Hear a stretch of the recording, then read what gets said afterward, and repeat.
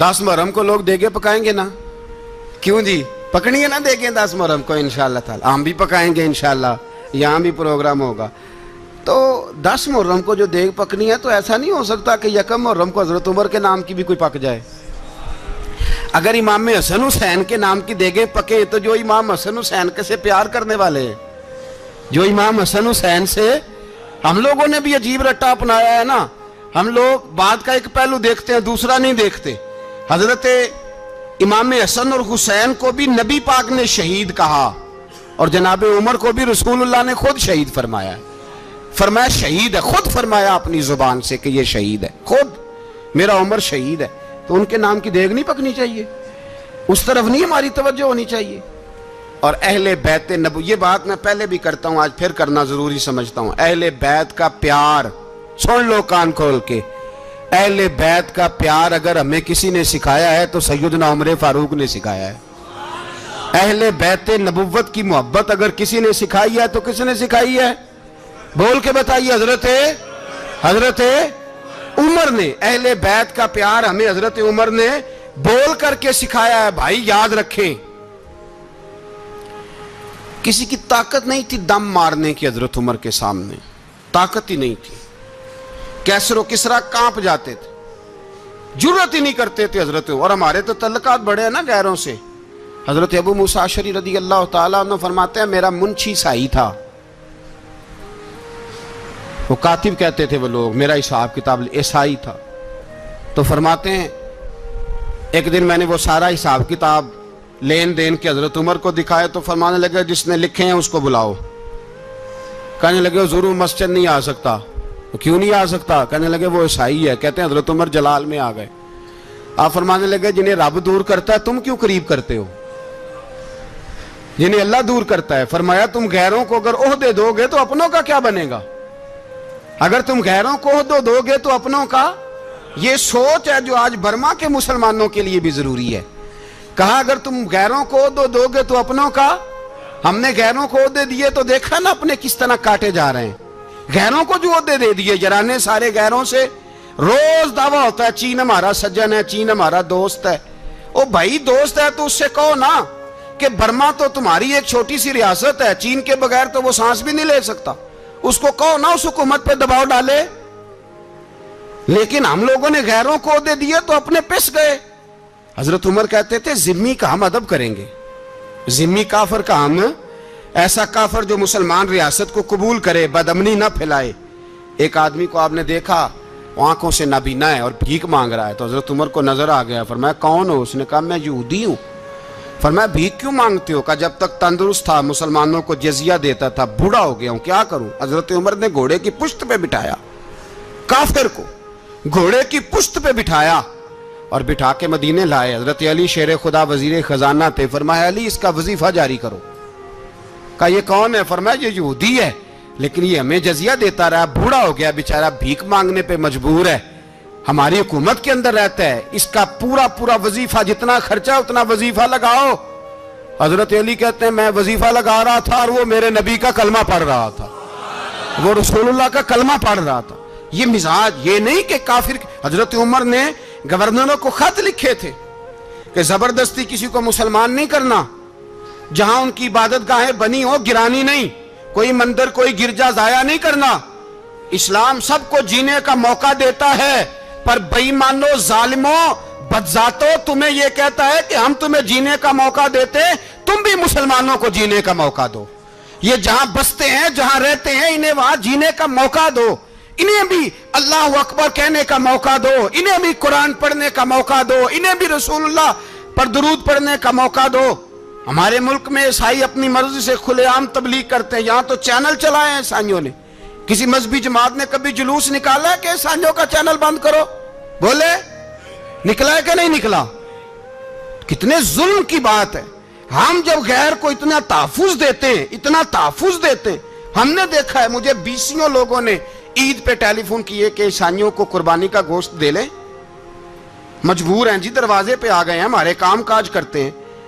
20 لوگ, عام آدمی کے دل میں ان کا اتنا جذبہ ہے, وہ مسائل کا بیان کرنا ایک علیحدہ بات, لیکن ہمارے دل کافر کے حق میں بھی نرم ہو جاتے ہیں.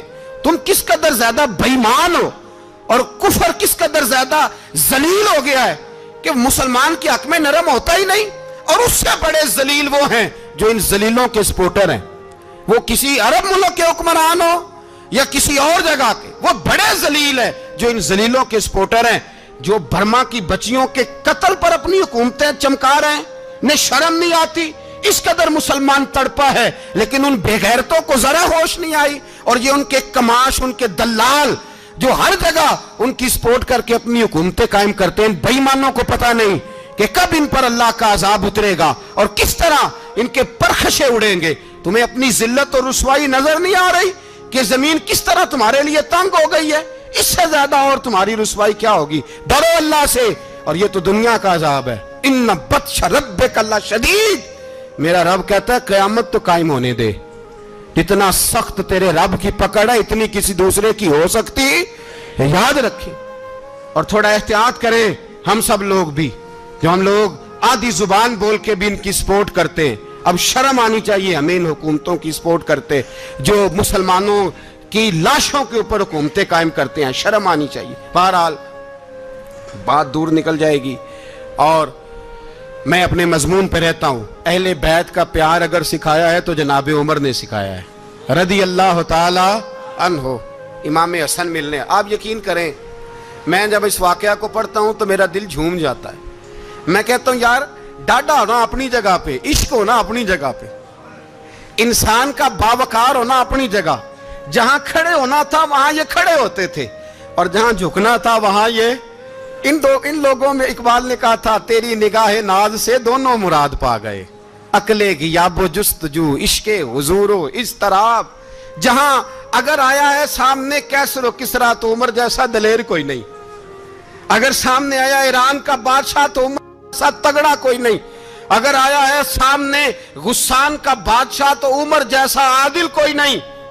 لیکن اگر علی کا بیٹا آیا ہے, اگر فاطمہ کے لال پارے آئے ہیں, تو پھر فاروق اعظم سے جیسا محب کوئی نہیں, پھر ان سے جیسا پیار کرنے والا کوئی نہیں. اندر بیٹھے ہیں جناب عمر, اندر تنہائی میں کچھ وزیروں سے گفتگو ہو رہی ہے, میٹنگیں جاری ہیں.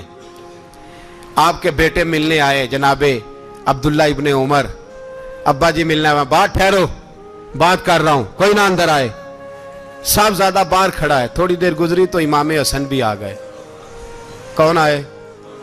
آپ کو جو ملے گا امام صاحب کا نام لینے سے, وہ سردار ہیں جنتیوں. کون آئے؟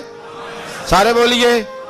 امام حسن, تیری نسل پاک میں ہے بچہ بچہ نور کا, تو ہے نے نور تیرا سب گھرانہ. امام حسن آئے تو حضرت عبداللہ ابن عمر کو دروازے پہ کھڑے دیکھا. کہا امیر المومنین کہاں ہیں؟ کہنے لگے حضرت عمر کے بیٹے. کہنے لگے وہ اندر بیٹھے, کچھ میٹنگ ہو رہی ہے, اور انہوں نے کہا کوئی اندر نہ آئے, لیکن آپ جانا چاہیں تو چلے جائیں. آپ جانا چاہیں تو, تیری نسل پاک میں ہے بچہ بچہ نور, آپ جانا چاہیں تو چلے جائیں. تو انہوں نے کہا جب آپ باہر کھڑے ہیں تو مجھے کوئی اتنا ضروری کام نہیں, اور ابھی زور کی نماز تھوڑی دیر میں ہوگی, میں مسجد میں مل لوں گا امیر المومنین سے. یہ بات کہہ کے امام حسن چلے گئے. یار اتنی بڑی بات نہیں تھی, اتنی بڑی بات نہیں تھی. وہ میرے استادوں کا بیٹا بھی آئے تو کہا ٹھیک ہے جی وہ سوئے ہوئے ہیں, کوئی غرض نہیں یار, میں ٹھہر کے آ جاؤں گا. کوئی بڑی بات نہیں تھی, دیکھا جائے تو بڑی بات نہیں تھی, پر بات بہت بڑی تھی, اس لیے کہ یہ خالی حسن نہیں, یہ حسن ابن علی ہے, یہ حضرت فاطمہ کے لخت جگر. حضرت عمر باہر نکلے, عبداللہ ابن عمر سے پوچھا کوئی آیا تو نہیں؟ تو کہا حضور امام حسن آئے تھے. تو کہا پھر شہزادے کو اندر کیوں نہیں بھیجا؟ کہا میں نے کہا تھا. وہ کہنے لگے اگر امیر المومنین مصروف ہیں تو میں ظہر میں مل لوں گا. حضرت عمر رونے لگے, فرمایا بیٹے تو نے اچھا نہیں کیا. پھر مسجد نہیں گئے, سیدھے امام حسن کے دروازے دستک دی. امام حسن باہر آئے, کہا شہزادے آئے تھے تو ملے کیوں نہیں؟ تو امام حسن کہنے لگے حضور آپ کا اپنا بیٹا دروازے پہ کھڑا تھا, آپ کا اپنا بیٹا دروازے پہ کھڑا تھا, اور منع بھی کیا تھا آپ نے, تو میں زور میں مل لیتا. حضرت امام حسن فرماتے جوش جذبات میں جناب عمر نے سر سے پگڑی اتار دی, جوش جذبات میں. کہنے لگے حسن میرے بیٹے کا اور آپ کا کیا مقابلہ؟ کیا اس کی ماں کا نام فاطمہ الزہرا ہے؟ کیا اس کی نانی کا نام ختیجۃ الکبریٰ ہے؟ کیا اس کے نانے کا نام محمد مصطفیٰ ہے؟ آپ کا اور اس کا کیا مقابلہ؟ پھر رو پڑے اور کہنے لگے بیٹے میں مکے کے صحراؤں میں اونٹ چرایا کرتا تھا، یہ جو میرے سر پر عزت کے بال ہیں یہ تیرے نانے کے اگائے ہوئے، میں مکے کے خبردار شہزادے خبردار۔ او بھائی، اہل بیت نبوت کے ادب کا رنگ اگر سکھایا ہے تو سیدنا عمر نے سکھایا ہے۔ حضرت عمر فاروق اتھارٹی ہے، اسلام کی اتھارٹی۔ یکم محرم حضرت عمر کی شہادت ہے۔ یہودی بول اٹھا، کافر بول اٹھا، اگر 6 مہینے عمر دنیا میں اور رہتے تو دنیا میں کوئی کافر موجود نہ ہوتا۔ 6 مہینے۔ اور جب اس بطل جلیل کا جنازہ اٹھا، اللہم بخاری پڑھیے نا، اللہم ارزقنا شہادتن فی سبیلک، اللہ بسترے کی موت نہ دینا، شہادت کی دینا۔ عمر شہید ہوئے، مسجد نبوی میں نماز پڑھاتے، اور جب جنازہ اٹھا تو مدینے کا پھر پیچھے جو دلیر بچے وہ مولا علی تھے۔ مولا علی، جناب عمر کا جنازہ اٹھا تو سب سے پہلی ہائے جو نکلی وہ حضرت علی کی زبان سے نکلی، اور حضرت علی ساری داڑھی آنسوؤں سے بھر گئی۔ لوگوں نے کہا کہ علی کیا ہوا؟ فرمانے لگے تم دیکھ نہیں رہے جنازہ کس کا اٹھا ہے، پلٹ کے دیکھو تو صحیح، تم پتہ نہیں یہ کون گیا ہے؟ کہ حضور کیا ہوا؟ آپ فرمانے لگے عمر اس طرح کے کام کر کے گیا ہے، اب ان کے رستوں پہ کون چلے گا؟ کون اس کے جگر راہ وفا میں نقش ایسے چھوڑ آیا ہوں، میں جس منزل سے گزرا ہوں وہ اب تک یاد کرتی ہے۔ حضرت علی حضرت عمر کے جنازے پہ کھڑے ہو کے کہتے ہیں اللہ مجھے اس طرح کے عمل کرنے کی توفیق دے جس طرح کی عمر کر کے گیا۔ میرے بھائی، بطل عزیز، بطل حریت حضرت عمر رضی اللہ تعالیٰ عنہ، جو اپنی زندگی انقلاب والی گزار کے گئے۔ عمر جب دنیا سے گئے تو 80 دینار کا قرضہ تھا، 22 لاکھ مربع میل کا حکمران، اور اپنے بیٹے سے کہنے لگے بیٹے کوشش کرنا تیرے خاندان والے مل کے میرا قرضہ اتار دے، میری قبر پہ بوجھ نہ رہے، اور اگر خاندان والے مدد نہ کریں تو میرے دوستوں سے بات کرنا، وہ مدد نہ کریں تو پھر علی سے بات کرنا۔ ان کا پیار آپس میں اتنا، اور تو اختلاف ثابت کر رہا ہے۔ 80 دینار کا قرضہ چھوڑ کر حضرت عمر دنیا سے گئے، اور جاتی دفعہ کہہ گئے میرے بعد میرے بچوں کو حکومت کے مشورے میں بھی شامل نہ کرنا، حکومت کے مشورے میں بھی میری اولاد شامل نہ ہو۔ اتنا بڑا شخص اتنا بڑا رنگ دے کے یکم محرم کو جب عمر فاروق کا وصال ہوا تو بیٹے سے کہنے لگے اماں عائشہ سے جا کے کہو میرا بھی نبی پاک کے روزے میں دفن ہونے کو دل کرتا ہے۔ ایک قبر کی جگہ ہے اماں جی نے اپنے لیے رکھی ہے، بخاری ہے بخاری۔ حضرت عائشہ کے پاس صاحبزادے گئے، کہنے لگے اماں جی عمر کو زخم لگ گیا ہے، حالت بڑی پریشانی والی ہے۔ وہ کہتے ہیں اگر اماں اجازت دیں۔ سید عائشہ رو پڑی، فرمانے لگی کہ وہ اپنی قبر کی جگہ تو نہیں نہ کسی کو دیتا، پر عمر نے کمال ہی بڑا کیا، اسے کہو جاؤ گنبد خضرا میں قیامت تک جو مصطفیٰ پہ اور ابو بکر پہ سلام پڑے گا وہ تجھ پہ بھی سلام پڑھ کے جائے گا، جاؤ میں نے جگہ دی۔ اعلیٰ حضرت فاضل بریلوی رحمۃ اللہ علیہ فرماتے ہیں وہ عمر جس کے آدھا پہ شیدہ شکر، اس خدا دوست حضرت پہ لاکھوں سلام، اس خدا دوست حضرت پہ۔ آپ یقین کریں ممبر پہ بیٹھا ہوں، حضرت عمر کا جب نام لیتا ہوں تو میرے وجود کے رونگٹے کھڑے ہو جاتے ہیں۔ حضرت عمر کی زندگی جب پڑھتا ہوں تو لگتا ہے خدایا ایسے شخص بھی دنیا میں آئے، ایسے لوگ